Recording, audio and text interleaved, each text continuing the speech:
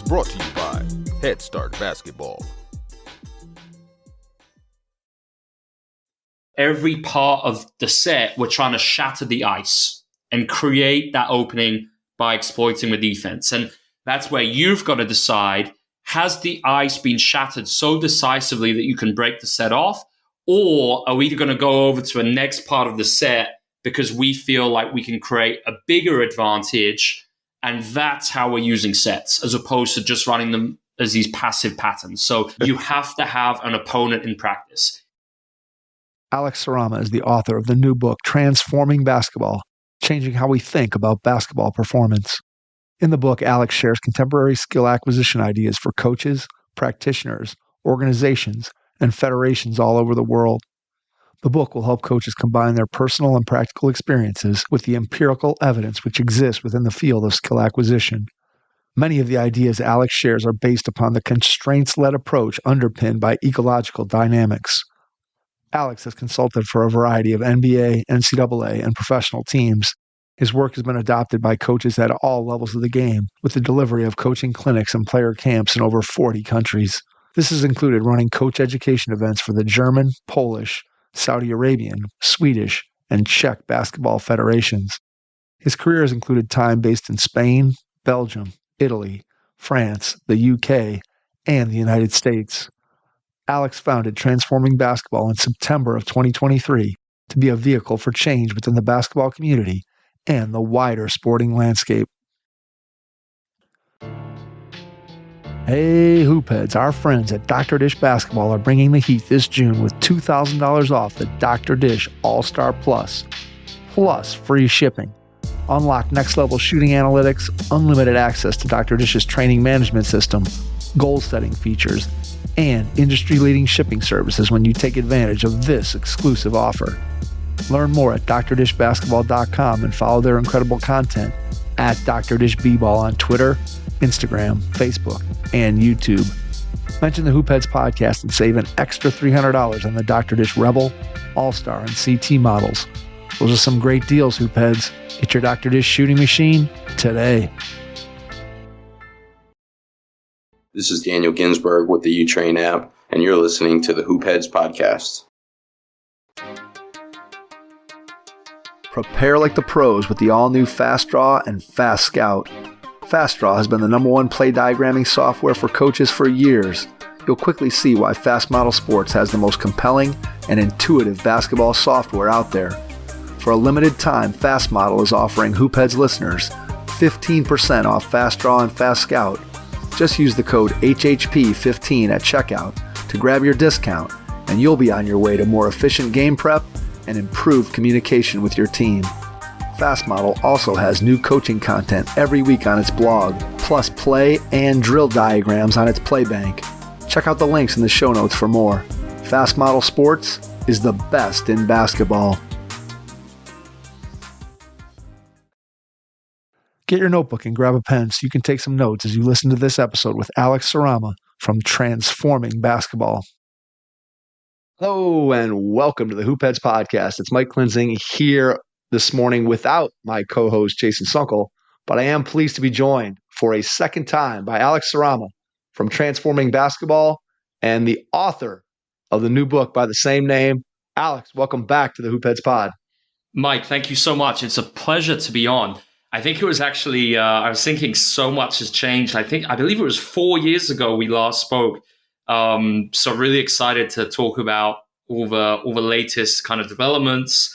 And just an honor to be back on this great platform. Yeah, I think the last time we talked, Alex, was right before you jumped over to work with Chris at Basketball Immersion. So give us a quick update on kind of where you're at, what you've been doing in the last 4 years, and then we'll talk a little bit more about the book. But just kind of give people an update of where you're at and what you're doing. Absolutely, Mike. So I believe at the time I was actually coaching in Belgium at a place called Elite Athletes. And it was quite funny because I think I was fired like a few weeks after.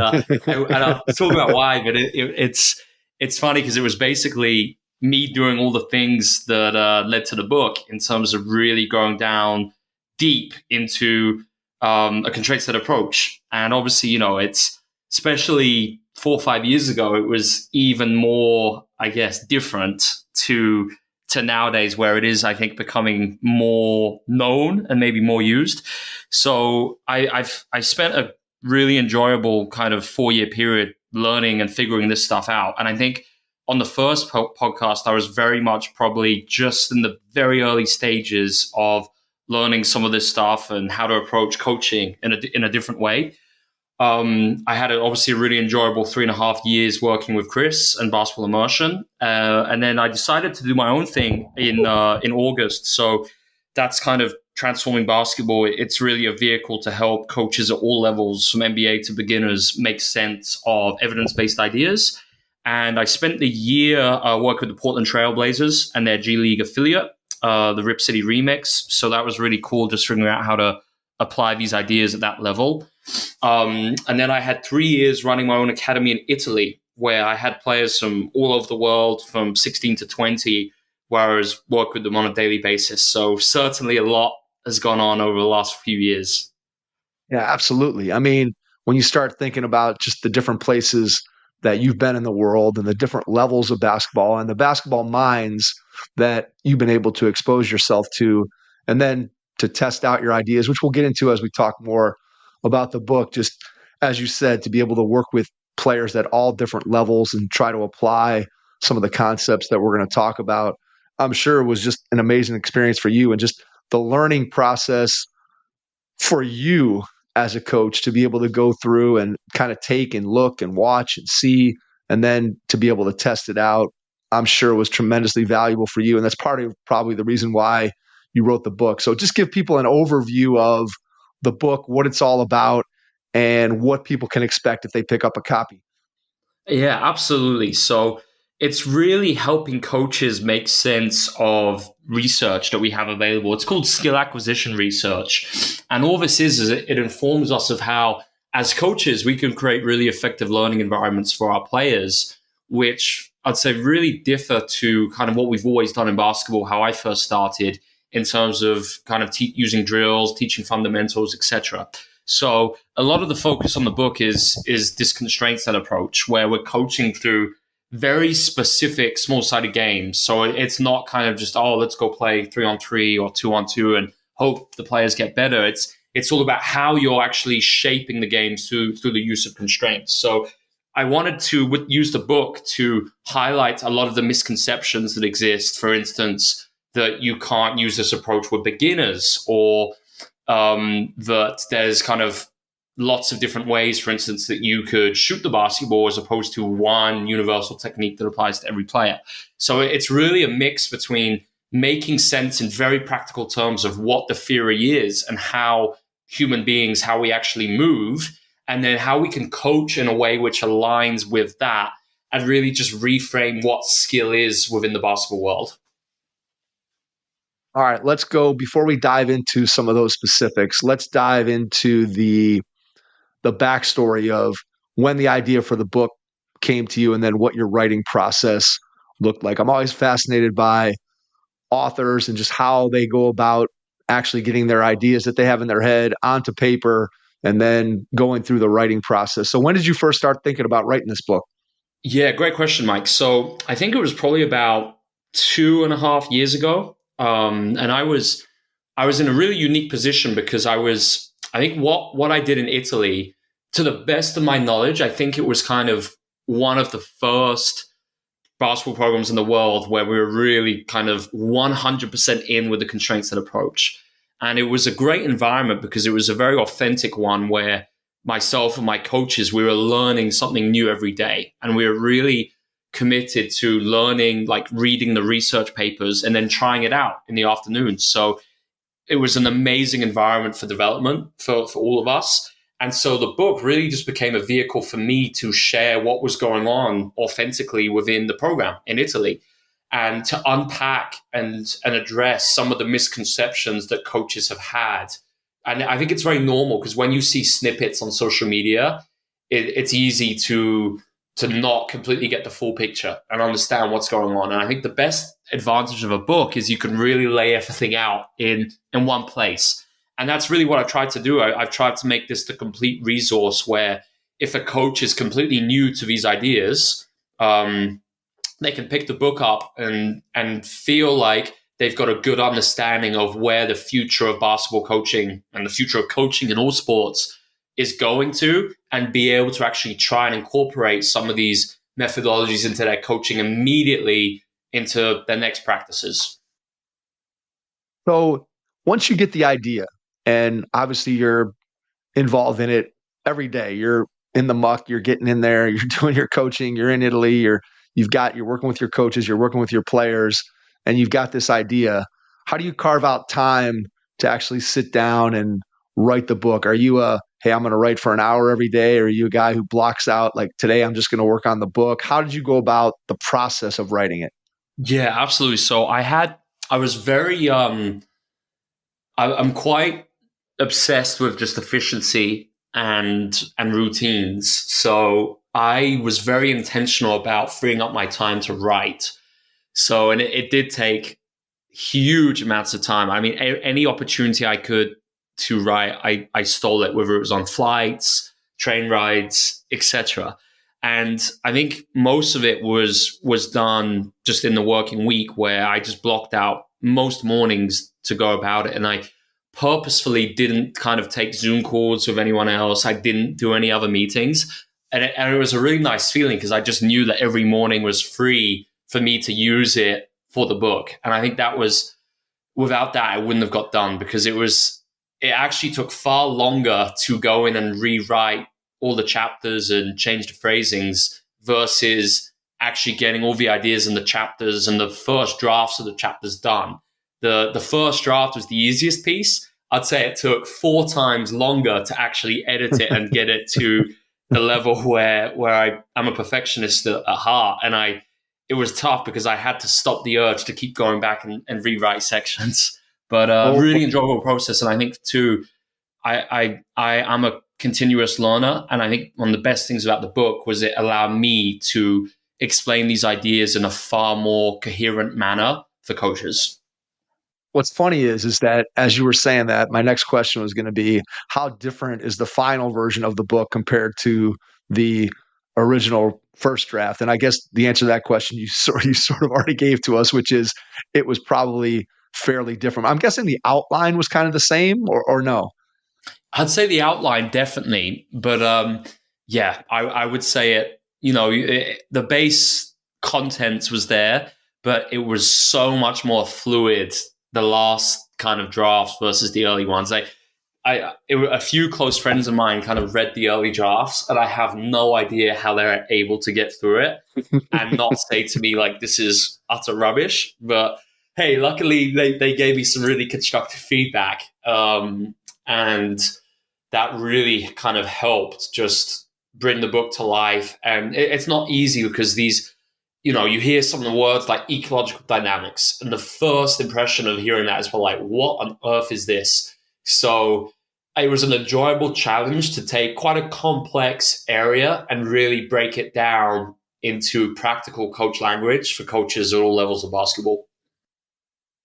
Did you have to get feedback from coaches and share paragraphs, sections, chapters, and say, hey, is this too much based on is there too much jargon? Is there too much research in here where it gets lost? And so trying to balance the research part, so you provide the evidence, but yet also bring it back to the practical. So when a coach picks it up, they're like, okay, I can understand the research, but I also want practical things that I can put into my coaching. How did you balance that part of it out? Exactly, Mike. That's a really interesting question, because I was constantly torn between this, but I didn't want to dumb the theory down too much. And my rationale for that was because if I didn't really describe the theory well, then there's really no firm rationale for my ideas and actually why we do need to coach so differently within basketball. And it would really just be, if I didn't have that theory in there, it would really just be my opinion. And I think that's why we're kind of where we are as a basketball community, with coaching being so based on experiential knowledge and just personal opinions, because we haven't brought in and been informed by research. So At the same time, though, I didn't want to put, like you say, coaches off and have them just go through all this theory and have no clue what it means. So kind of how I went about doing it was I dedicated the first 3 chapters to the theory, but I made it very practical. So anytime I did introduce a new word, I had loads of examples of how that word would be used within the context of basketball.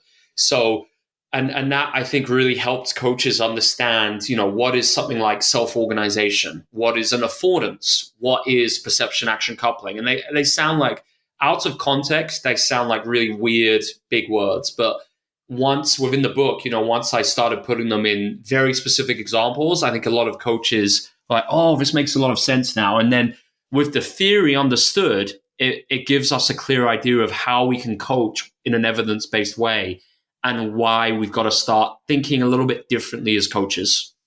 It definitely, I think, brings the why home in that you have the research behind it. And then as you present more practical ideas, a coach can read that and be like, oh, yeah, now I understand why Alex is presenting it in this way. And what is that evidence that backs up what he's saying out on the court. So when I'm working with players, I know I'm not just doing it. As you said, I think it's interesting in terms of social media, right? That so many coaches, look, there's lots of good stuff on social media and we can all find things that are interesting and things that, maybe we can steal and use and whatever, but oftentimes they're very much out of context. And we don't really know exactly what we're looking at or why we're looking at it. Or sometimes it's just a matter of like, hey, that looks really cool. Let me try that. And to your point, you want to be able to have an actual reason why it is that you're doing with it. So let's start at the beginning of the book where you talk about some of the myths and misnomers that we base coaching on. And we don't have to go into a bunch of different examples that you share in the book, but just if there's one takeaway from this chapter, something that coaches have always done that is a practice that we need to sort of revisit, or something that we need to kind of put behind us and look to the future. What are some of those myths and misnomers that we have in coaching right now? Yeah, great question. So I would say, we really don't need to rely on very repetitive drills. And I think this is often a difficult one because also, like I said at the start, I used to do all this stuff. But when we first start discovering skill acquisition, even the first research 70 years ago showed us that when athletes in any sport are doing these very repetitive drills, it really is not effective for transfer to the game, to performance. And it's very difficult because even, you look at the highest levels of basketball in the NBA, if you were to watch almost every NBA practice, barring a few NBA teams who are using contemporary methods, you would see very scripted drills. And so this, what I kind of introduced in that first chapter is this notion of path dependency, where we've become so dependent on certain ideas that really aren't informed or backed up by a solid underpinning to suggest that they are effective.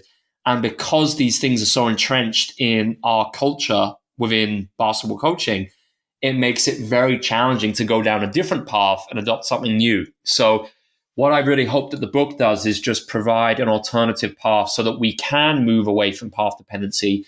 And, I'm not here to say to anyone you're doing it wrong or you're not coaching in an effective way.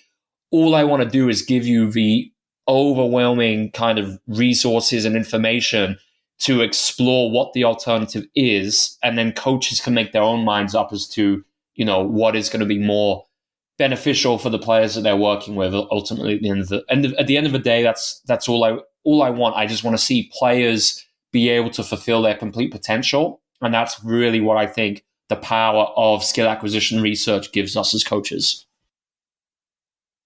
So you just mentioned the opportunity that you had earlier to work with the Portland Trail Blazers and their G League team. So obviously you're working with players there at the highest levels of the game. And I know that I often have conversations or hear arguments about, well, you can do the CLA approach with players at a certain level, but you can't really do it with players who are just beginning. And I think when you start talking about from a coaching standpoint, how you design your practices or how you talk about skill development, how you talk about player development.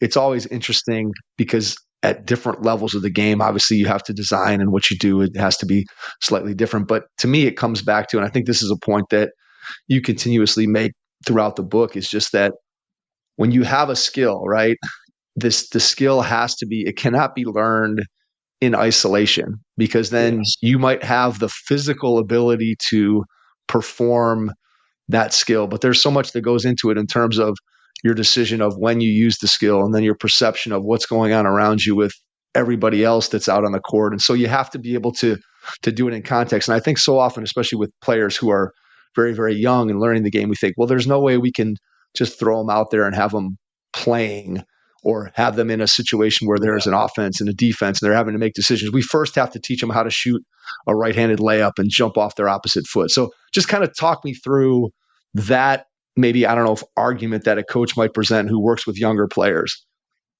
Great, very well described. So I'd say what we got to start at is just look at how we move as human beings. And I think at the end of the day, beginners are the exact same as NBA players in terms of how they're moving, how they're perceiving things in the environment.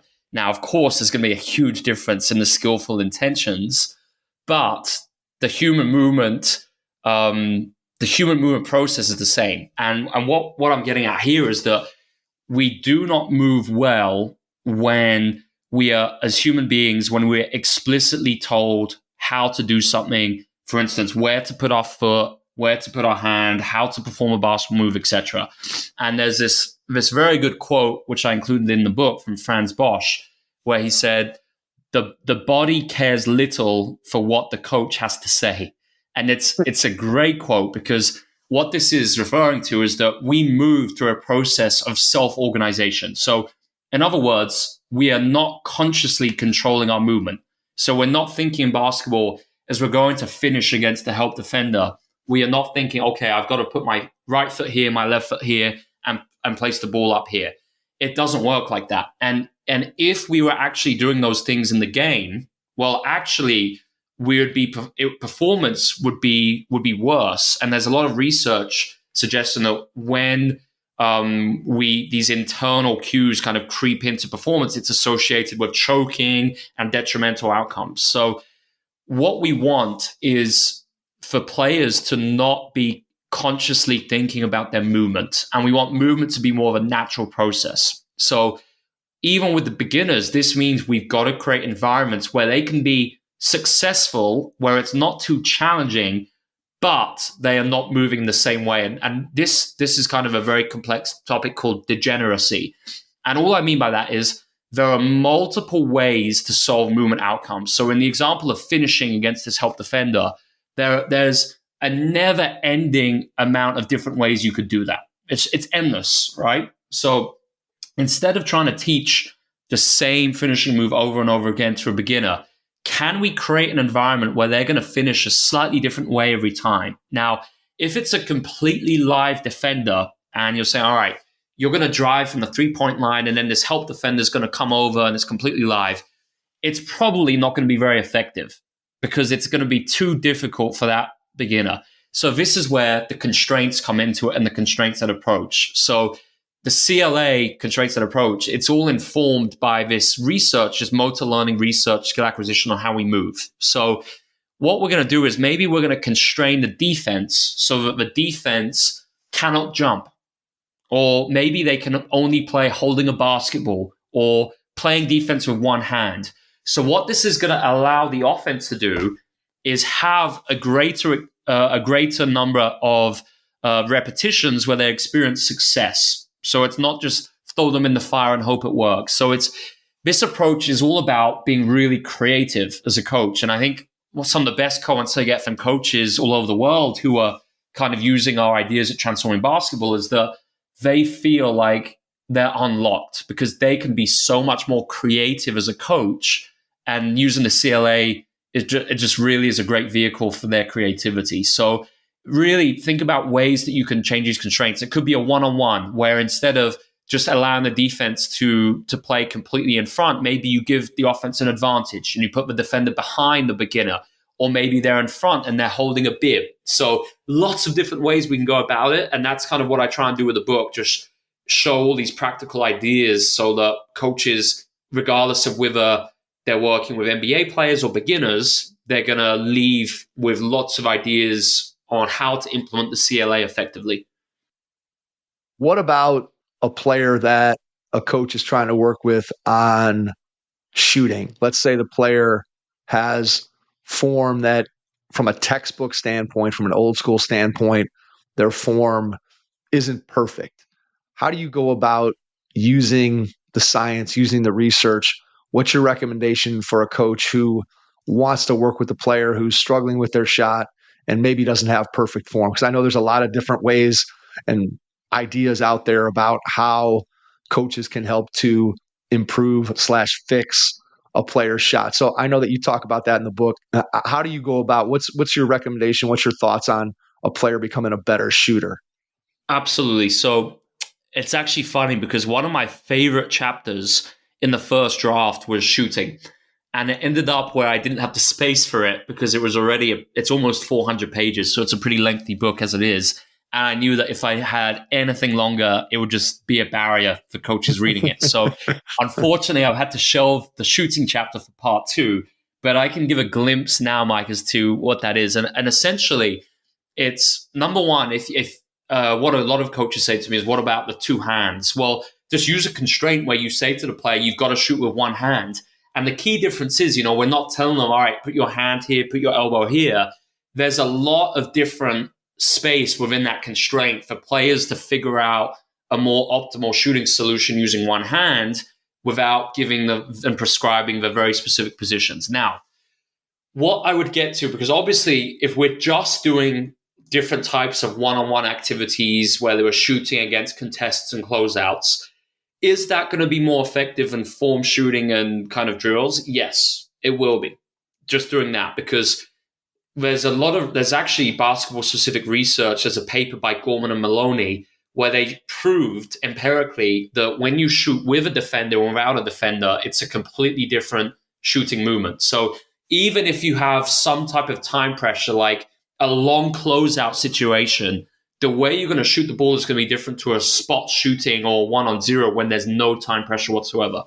So what the problem is, however, if we're only doing that, and like you said, a player is not an optimal shooter, they might not be nudged enough into exploring alternative shooting movements. It's called, the science of it is an attractor state, right? And all an attractor state is it's a very entrenched movement coordination, right? So it's we kind of call them these attractor wells, right? So imagine it's this well, and it's that movement coordination is something that they're frequently attracted to.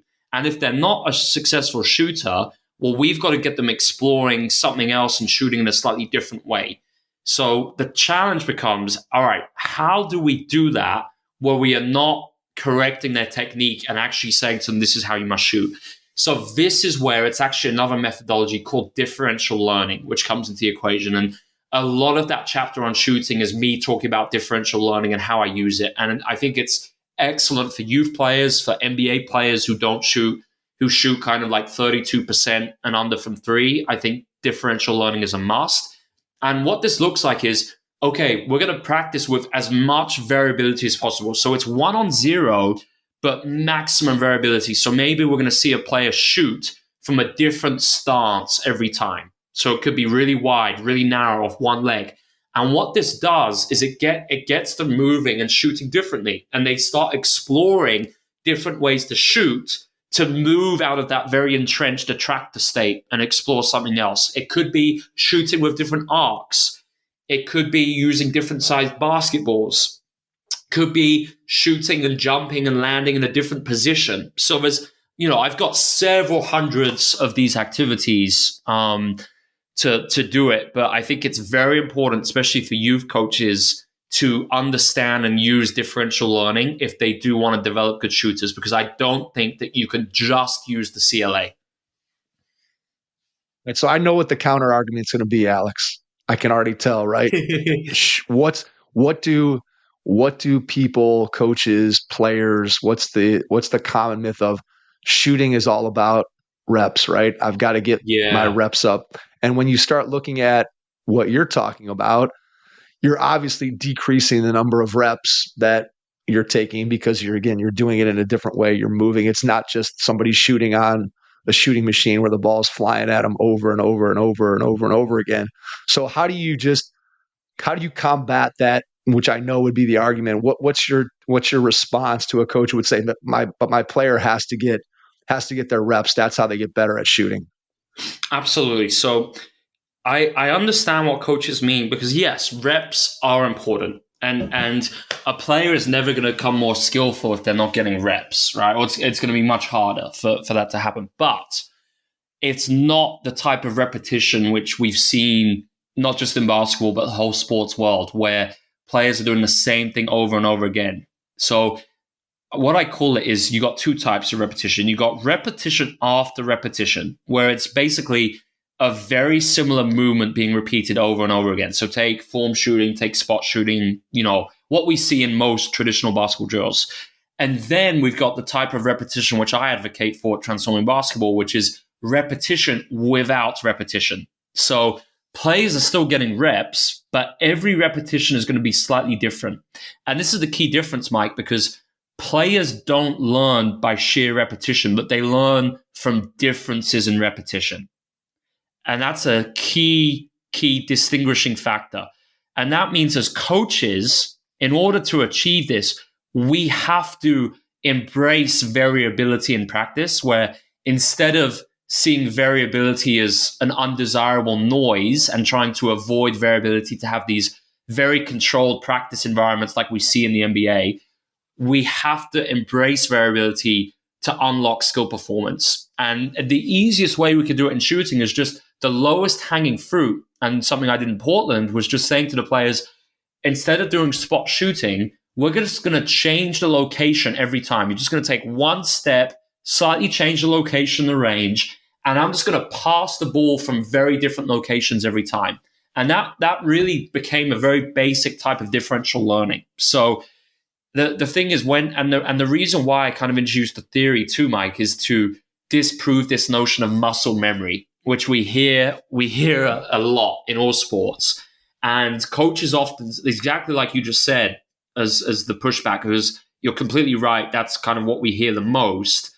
A lot of coaches assume that muscle memory is kind of the rationale for how athletes develop skill, but it's not. And muscle memory doesn't even exist. It's a misnomer. And that's why it's very important to understand human movement, as I kind of outline in the book, because when we understand that it's impossible for there to be any type of construct such as muscle memory.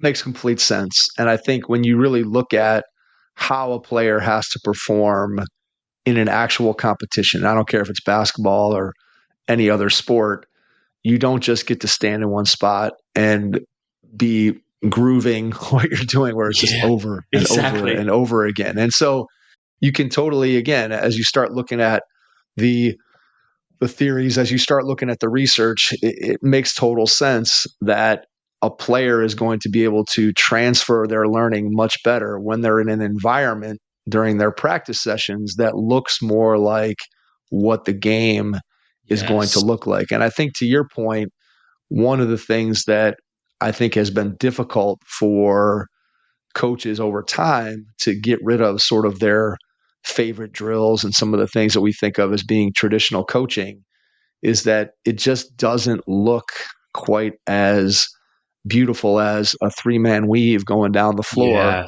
where everybody's catching the ball and it looks great and we're crisp and we're catching the ball and we're laying the ball in and everything looks beautiful. And then you go to a messier version and you go to a CLA approach and suddenly you have lots of things that are going on that maybe don't look quite as beautiful, but again, are things that are going to translate. Hey, coaches, we know you're invested in the next generation of athletes. So why not give them the star treatment this season with Game Changer? Introducing Game Changer, a free app that provides you with data to make strategic coaching decisions and to deliver memorable moments to your team and its fans. Engage your players, empower your coaching decisions, and give parents the thrill of watching every play unfold in real time this season. Download Game Changer now on iOS or Android. Game Changer equips your team with the tools they need to succeed. Download it today and make this season one for the books. Game Changer. Stream, score, connect. Learn more at gc.com/hoopheads. That's gc.com/hoopheads. Talk a little bit about how important it is to be able to put a player in a position during your practice sessions. And you talked a little bit about it in terms of finishing and ways that you can change that up to allow players to work on different kinds of finishes, but yet still find success. But one of the things that I think is interesting is when we talk to coaches on the pod is it's always, there's been a lot of discussion about how players today in the game compared to 20 or 30 years ago, that players today are more skilled. And when coaches talk about skilled, and I'm probably guilty of this too, when I think of skilled, a lot of times and when we're having these discussions, you think about a player who can handle the ball in a drill and they can go between their legs, and they can do multiple things, or they can shoot the ball with range really deep in a practice setting in a drill. But yet, one of the other things that I hear coaches talk a lot about is that players today don't necessarily have the same level of basketball IQ, that they have these skills, but they don't necessarily translate to a 5-on-5 game. And I think what your approach is talking about is the player who has skills in an empty gym by themselves with some cones isn't necessarily as skilled as we all think. So just talk about how important it is to put your players into positions where they're using the skills, but they also have to perceive what's going on within the practice setting, which is, again, enables them to transfer more to learning. So I know that was a wordy question, but just again, when you're looking at when you're looking at it and you're trying to design your practices, why is the perception part of it so important? So perception is key because we perceive to act and we act to perceive. So very, very simple. Let's say a player is dribbling the ball up the court. Well, as the act is what we see, the dribble, right? But as they're dribbling, they are constantly perceiving things within their environment, and that shapes the subsequent actions that we're seeing. So, maybe they're seeing that there's space to advance the ball into dribble. So as they take that dribble and they advance up the floor, they're continuously perceiving new things, acting accordingly. And it's a continuous loop. It's a cycle which is completely, it's complete. It has to be completely integrated because that's what we see in performance. It's to be a successful basketball player, you have to have these functional perception action couplings where you're very attuned, you're very in sync to your environment and what the environment is affording you. And the biggest problem that we've seen with the dominant approach is that there's been a sole focus on action as opposed to perception and action, right? And a player would never dribble in the game. They would never finish. They would never shoot without perceiving that opportunity to do one of those things and perceiving that as an attractive opportunity, right? So the problem is when we teach these actions, players then essentially have to relearn this in a context. And I've never met a coach who believes that they have enough time. It's not an efficient way to go about it. And it's more efficient if we can develop with these perception action couplings from the get-go immediately, even with beginners. So this is kind of why it all comes down to the importance of a theory and understanding that. And I think the more we kind of reframe skill as an interaction between the player and their environment, as opposed to kind of techniques, the more widespread this approach is going to become. And I think it's great because there's an enormous traction. I'm really excited because we have new coaches every day who kind of follow Transforming or send us a message. And I think it's in order to keep kind of transforming the basketball landscape, we've got to rethink what skill is. And it's like you said, it's not just about, how a player dribbles or what finishing move they're going to do. It's about how they're interacting with their environment. That's what's most important. And we can see, especially with American players, we see the incredible things that they can do in a practice environment.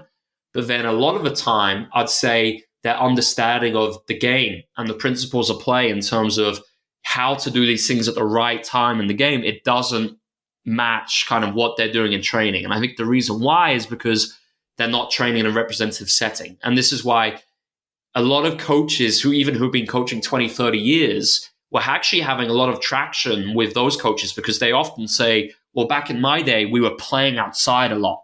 And it's so true. And nowadays, we don't really see that because playing outside, playing in the park is being replaced with skills trainers and AAU.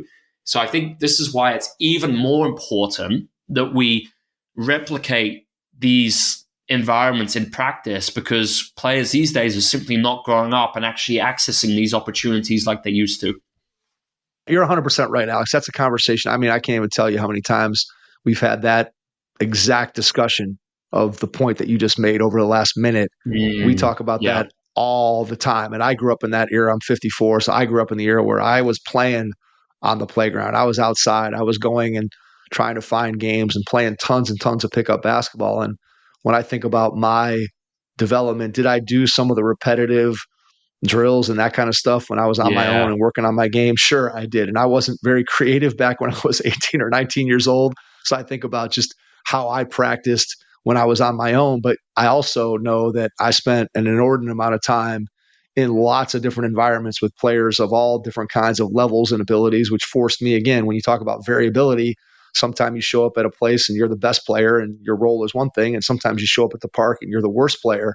And suddenly your role is completely different. And so you learn how to play the game. And I think that goes to my next question, which is kind of what we've talked about up to this point, is sort of from the individual player standpoint in terms of how can an individual player better acquire the skill that's going to transfer to a game. But I know you mentioned the term principles of play, and I know that's the title of one of your chapters. And that's a chapter that, as I read the book, that I really found to be fascinating. So talk about principles of play and just how the ideas that we've talked about to this point from an individual standpoint, how do those translate to a coach who's working with their entire team and is trying to use this approach to help their team to fit better together and to, again, to have their practice sessions better transfer to what they're going to see in games? Absolutely. So let's use the example, maybe kind of NBA offense right now. And I think what we see a lot of is the players' kind of experience of offense is very much confined to a collection of various set plays and different patterns. And what they often do is they practice these things through 5-on-0 script, where they're just rehearsing these patterns over and over again.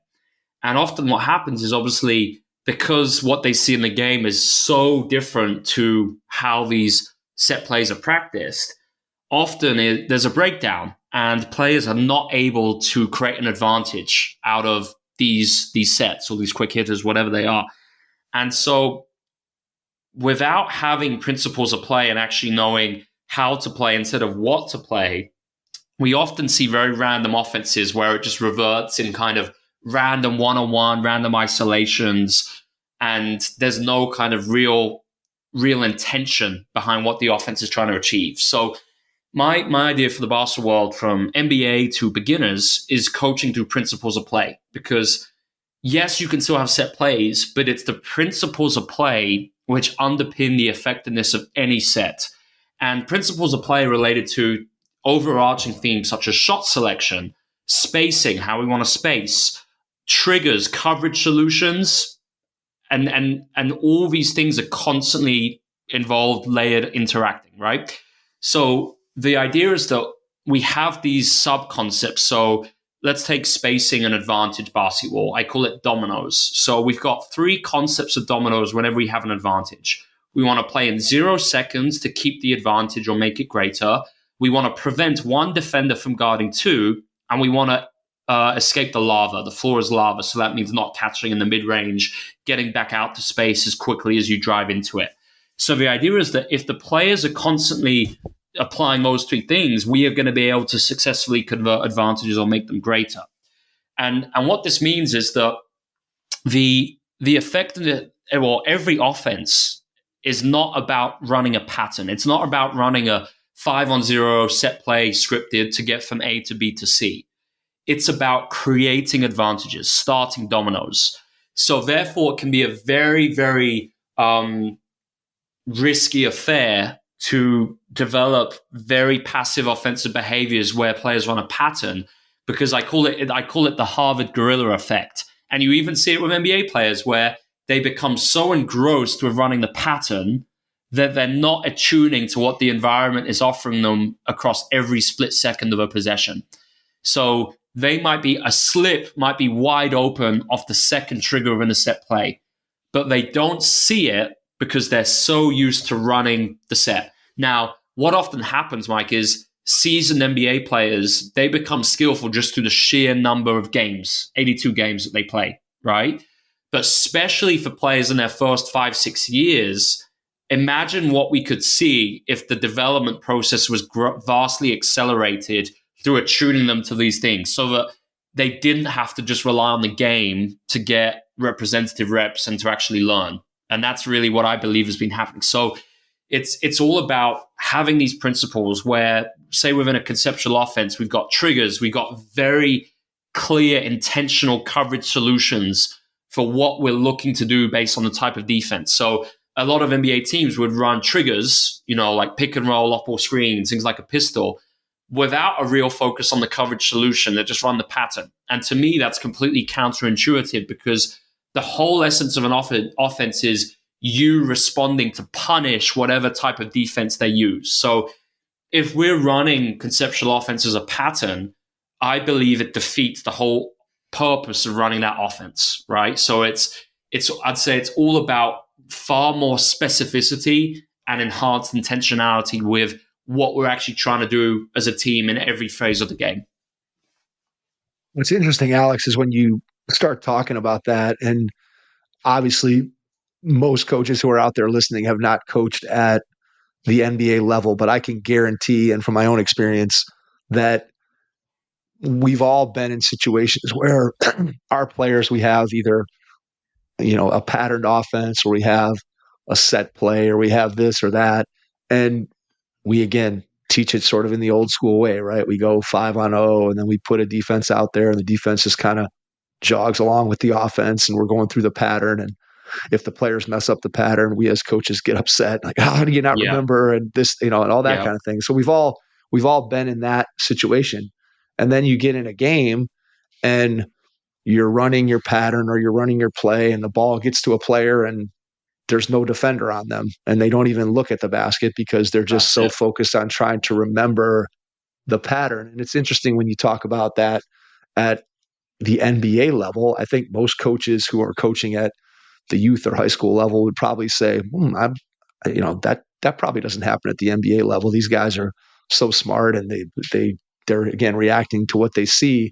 And yet what I hear you saying is that sort of the problem from youth all the way up to the NBA is that we get so reliant on the patterns that we're not looking at what's actually happening on the floor, which again goes back to what we were talking about earlier, your ability to perceive what you're seeing and then make a decision off of that. And so the phrase that I go back to, that I think about and that I was considering while you were talking again, is that, you're trying to teach kids how to play. You're not trying to teach them plays. And that's something that you hear people say all the time. So then it's a matter of, okay, that sounds good, but then from a standpoint of what does that look like when I design my practices? And I think that's what you're getting at here when you're talking about, okay, what's the trigger from the defense that then pushes me into this next action? And so it's not just a matter of, here I catch the ball and now I throw the pass here and then I make this cut. It's no, I catch the ball, I make a quick decision based on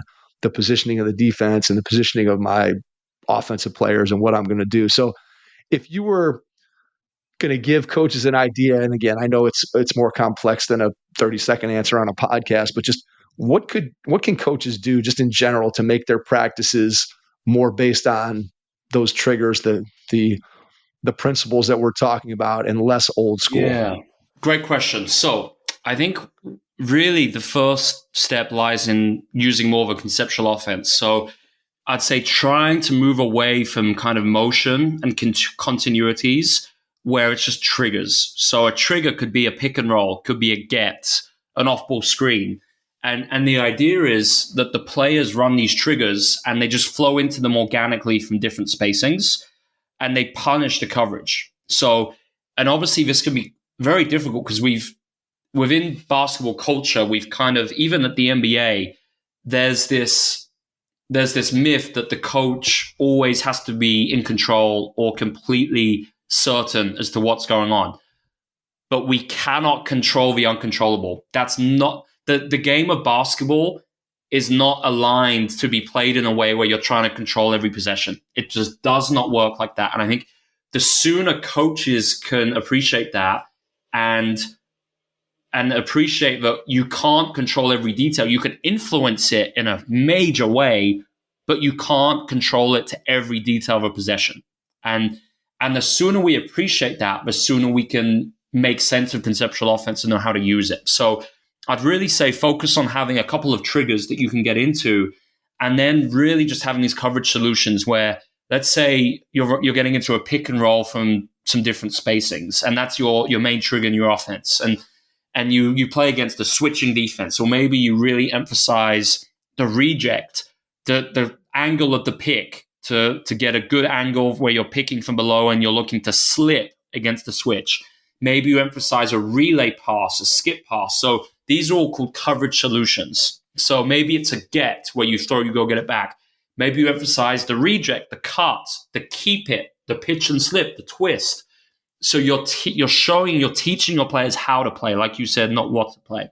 And then the idea is then when you do run a set play on a dead ball, when the ball goes out of bounds, the set is going to be more impactful and effective because the players have these coverage solutions and they're looking to create these advantages in every part of the set. And something I often say to my players is, well, if we get to the end of the set every single time, we're not running the set with the right way, with the intention of how I've designed it, because I want the set, if there's dominoes the first, second part of the set, then we take the dominoes and the set plays off and we're just playing dominoes.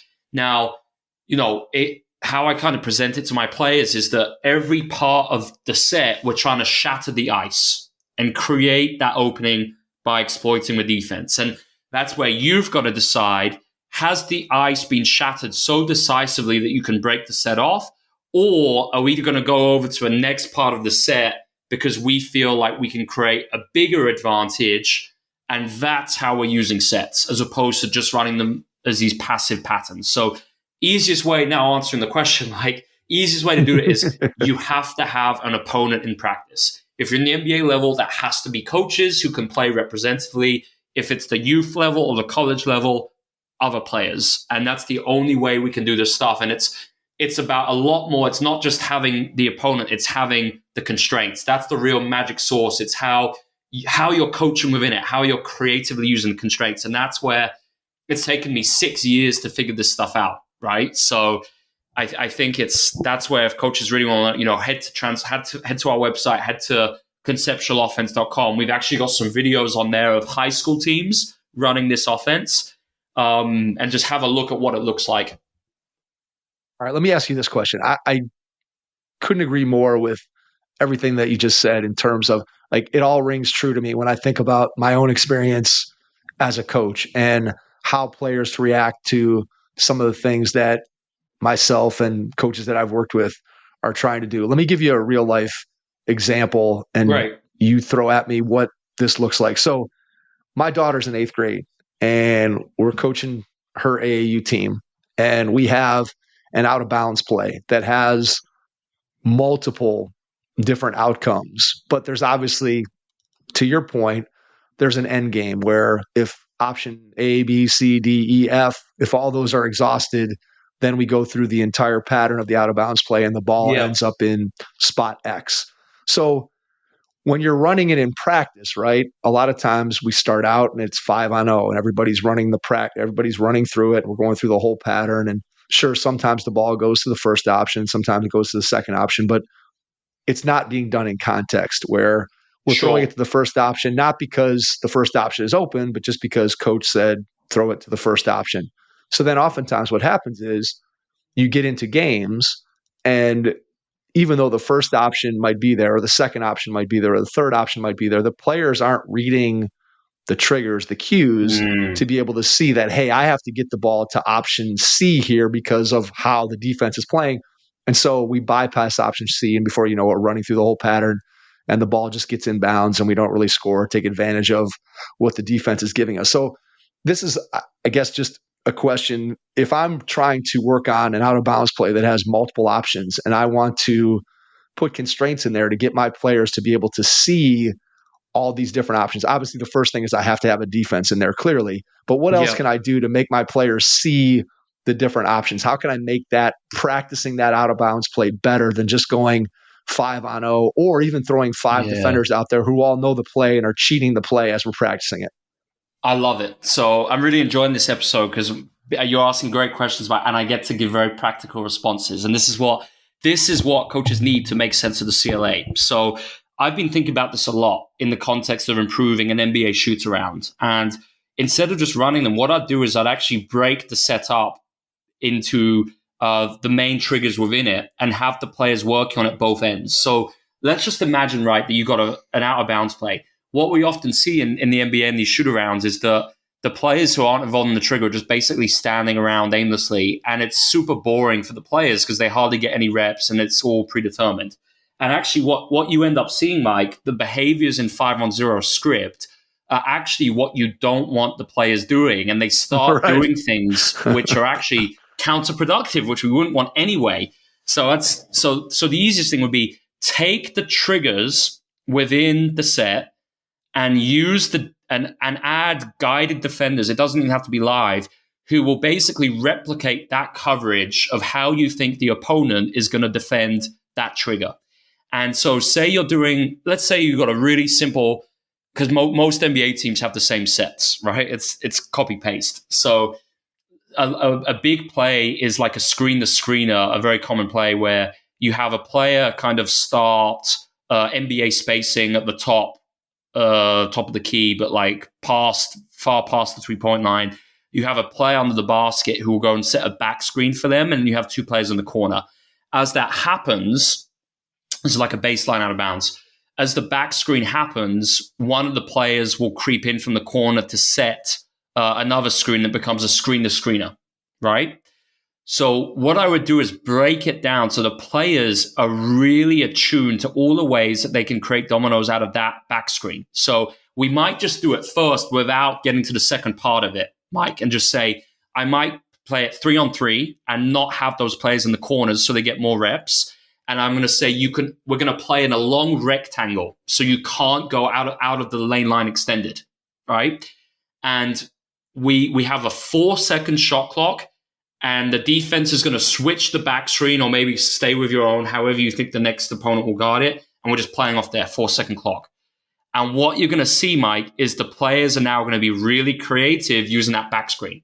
So you do that for a few minutes, and now you get to the screen part. And you say, all right, now we're going to go 4-on-4 off this. We're going to add in the screen kind of near the block.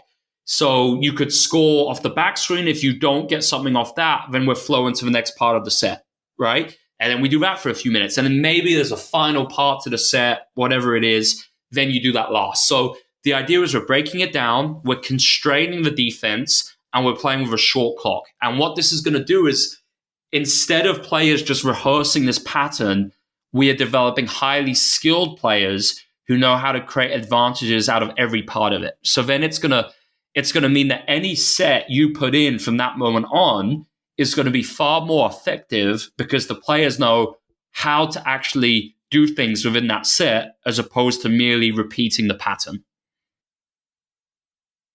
That, I think, it goes to our entire conversation in that you're teaching players to perceive a situation and look at it and figure out how can I get the result that I want within the framework of what this particular action is, whether again it's the back screen or it's the second screen off the screen to screen or whatever it might be. I have to figure out it's not just, okay, I always fake right, cut left, and I'm coming right down the lane towards the inbounder. No, that's not just the only thing that you can do. There's multiple things that you can do. But so often as coaches, and I will say to your point that oftentimes I'm guilty of this, is you want your players to learn the pattern. And sure, they learn the pattern, but then when it comes time for them to actually it's all good, Mike. We've all been there. Yeah. I used to do all that too, and it's like I said, like the thing I just described, I don't think it's that revolutionary, but I think it's like when we start doing that, oh my word, the difference is unbelievable. And then you can go back to the set and you just do it 5-on-5, right? So, and the biggest advantage is you get your defense in at the same time, right? Because you actually you have to show them the coverages for how you want them to defend the set, but then they're learning defense and the consequences for using different coverages at the same time. So it looks messier when you do this 5-on-5, but the effectiveness of when that set is used in the game it's going to be far, far better than just kind of doing it 5-0 and running the pattern. And so what I think, Alex, and correct me if I'm wrong, but when I have a discussion like this, or I think about when I'm trying to put together a practice, I'm trying to put together a drill, for lack of a better way of saying it, sure. When I'm trying to teach an offensive concept, a defensive concept, what it seems like to me, and this is again in my own experience, and I'm just curious to get your opinion on this, it feels like to me that a lot of my coaching is then done in the prep work for the practice, for the situation, in terms of I've got to figure out what are the constraints that are going to best allow my players to learn, and then obviously have that learning transfer, as opposed to traditional coaching is I'm setting up the drill and then I'm stopping all the time to make this point, or, hey, you should have gone here, or this or that, or again, breaking down the technique, as opposed to I've created the learning environment in advance. And now it's almost to the point where the players are learning through that experiential situation that you've put them in. And so I guess what I'm saying is that it feels like the coaching is the prep. It's almost like, again, the old saying of I do my coaching in practice, and then the games is the players demonstrating what they've learned in practice. But I guess from a coaching standpoint, I think about the prep for a practice session or a training session that's where the secret sauce lies. And then when you put the players in the right position, then the players are learning because the coach has put them in the right position to be able to have opportunities to make those decisions. Am I summarizing it in any way correctly? You are. And this is why I say that this is the next Moneyball, because like, let's say even in the NBA where you maybe have 20 practices a year, right?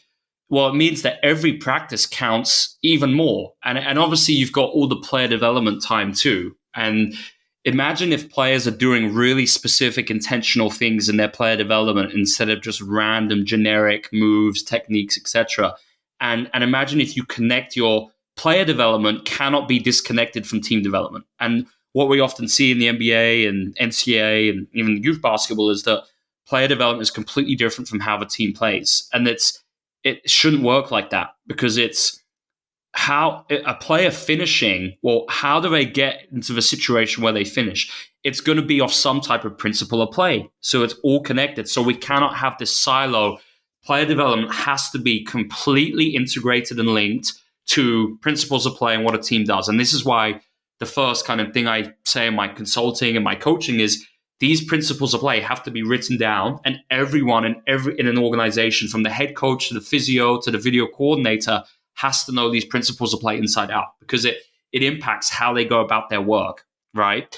And then you can go about designing these very specific environments and just reaping the rewards, essentially. I think it's, I really think that practicing in this manner I just think it's accelerated learning. It's allowing players to learn and develop at such a greatly enhanced rate compared to the dominant approach, because at the end of the day, it's enhanced specificity, right? And it's not only is there tons of research kind of showing why this is better, how can you not improve at a far greater rate if you're actually practicing in a far more specific and intentional manner? And that's essentially what I say in conversations with NBA personnel, because obviously, people are, this is so different to what we currently see, but I really don't know. I don't see what the risk is, because even players, people often say, well, I'm concerned about what the players will think about it. Well, players appreciate competency and they appreciate themselves getting better, right? Yep. And players from 12 years old to an NBA player, when they start to feel themselves improving at a drastic rate, well, you have buy-in from the first minute you step on the court. Well, and I would double down on that, Alex, by saying also that if I'm, and let's just use NBA players as an example, if I'm an NBA bench player and I'm trying to increase my role, get more minutes, get more time on the floor, if I can improve my skill level, sure, that's great, right? If I can do that, that helps me. But if I can take it one step further and improve my skill level within those principles of play that you described, like if I understand exactly, I'm the ninth man and I'm our backup four, and I know exactly what that backup four, what that role, what that player, that archetype is supposed to do. And then I can work in my player development sessions on the skills, on the things in the context of what our team does, where I can make better decisions. I just don't see how in any way that couldn't help a player. I know I've talked to different NBA guys at points on the pod, and they've all talked about that oftentimes the guys who succeed at the back end of an NBA roster are guys who figure out, like, I'm no longer in a position where maybe I was when I was the best player on my team in high school and I was the best player on my team in college, where I kind of get to do everything. If you're the ninth man on an NBA team, you don't get to do everything. Like, you have a very specific role of, this is what we need you to do. So your skill development, if you're the ninth man on an NBA team, looks a lot different than the skill development that Luka or LeBron might do, where those guys have the ball in their hands all the time. If you're the ninth man on an NBA team, you're never going to have the ball in your hands all the time and making those kinds of decisions. There's other things, there's other skill acquisition that you have to do. But to your point, if the organization isn't aligned and everybody doesn't know what, hey, this is what you have to do within the confines of what we as a team do, it just seems like it all fits and makes sense. And again, I know you have the research behind it, and anybody who wants to read the book can obviously find it. But man, to me, it just, when I hear it, I don't know how anybody could really logically argue against it other than the old, hey, this is the way we've always done it. Agreed, Mike. And unfortunately, that is kind of what it often amounts to. And I understand why, because this is very different to what coaches have been doing and what the NBA is, what we've seen for decades and decades. But, what I always say is that we have this research now which didn't exist in previous decades. So life around us, we see developments and evidence-based ideas incorporated, whether it's medicine, whether it's technology. And I think basketball coaching should be the same. And if we've got such valuable research available, why would we not use it? And like you said, it's without even having to go into the jargon of the research, everything we've just spoken about, it seems very logical, right?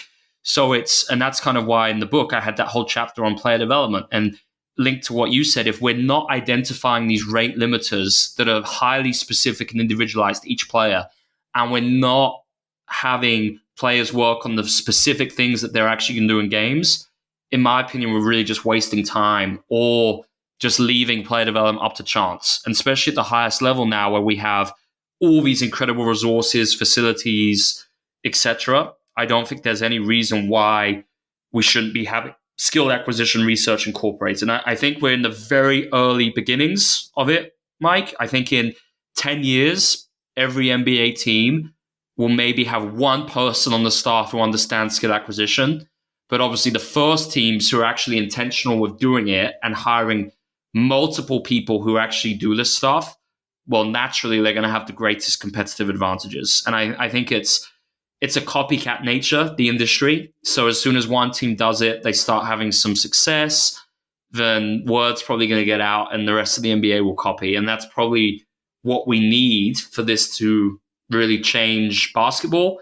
But I'm just really intrigued to see when this happens and how long it's going to take. Yeah, the future of basketball is coming. Just a question of how fast is it going to get here? All right. Before we wrap up, Alex, I want to give you a chance to share where people can find the book, how they can find you, connect with you, social media, email, website, all that good stuff. Tell us where we can get it. And then after you do that, I will jump back in and wrap things up. Absolutely. Firstly, Mike, I really enjoyed this conversation. I love doing these because I get to learn and kind of take on the challenge of trying to reframe and explain ideas in a slightly different way every time. So big thanks for that. I'd say for the coaches listening, if you're interested in the book, head to Amazon.com and just put in Transforming Basketball book, and you'll see it right there in the rankings come up. Our website is transformingbeeble.com. We've got many free resources. We've even got a skill acquisition workshop, which you can enroll in for free, and you'll get loads of small-sided games for your next practice, which you can incorporate immediately. And then our social media is just Transforming B-Ball. We're on Instagram, X, YouTube. We share resources every single week to help coaches make sense of these ideas and apply them in practice. Alex, great stuff. To anyone who is out there in our audience, number one, start looking at the things that Alex is putting out there, and it will, just like the title of the book, Transforming Basketball, it will transform the way you think about coaching. The book is extremely well done. Please go out and pick up a copy. Alex, I'll echo your sentiments. Always love conversations that challenge me to think about some of the practices that I have. And I know that the things that you're doing, the things that you're putting out there are, as we've talked about, ones that coaches can take, can use. And ultimately, as you said, your goal is to make players and make the game better. And when I think about kind of what my mission has been, or what our mission has been kind of with the podcast, it dovetails exactly with that. So again, congratulations on the book. It's really well done. And please, if you're out there listening, make sure you go out and pick up a copy of Transforming Basketball. And again, Alex, thanks for joining us tonight. And to everyone out there, thanks for listening. And we will catch you on our next episode. Thanks. Your first impression is everything when applying for a new coaching job. A professional coaching portfolio is the tool that highlights your coaching achievements and philosophies, and most of all, helps separate you and your abilities from the other applicants. The Coaching Portfolio Guide is an instructional, membership-based website that helps you develop a personalized portfolio. Each section of the Portfolio Guide provides detailed instructions on how to organize your portfolio in a professional manner. The guide also provides sample documents for each section of your portfolio that you can copy, modify, and add to your personal portfolio. As a Hoopheads Pod listener, you can get your Coaching Portfolio Guide for just $25. Visit coachingportfolioguide.com/hoopheads to learn more. Thanks for listening to the Hoopheads podcast, presented by Head Start Basketball.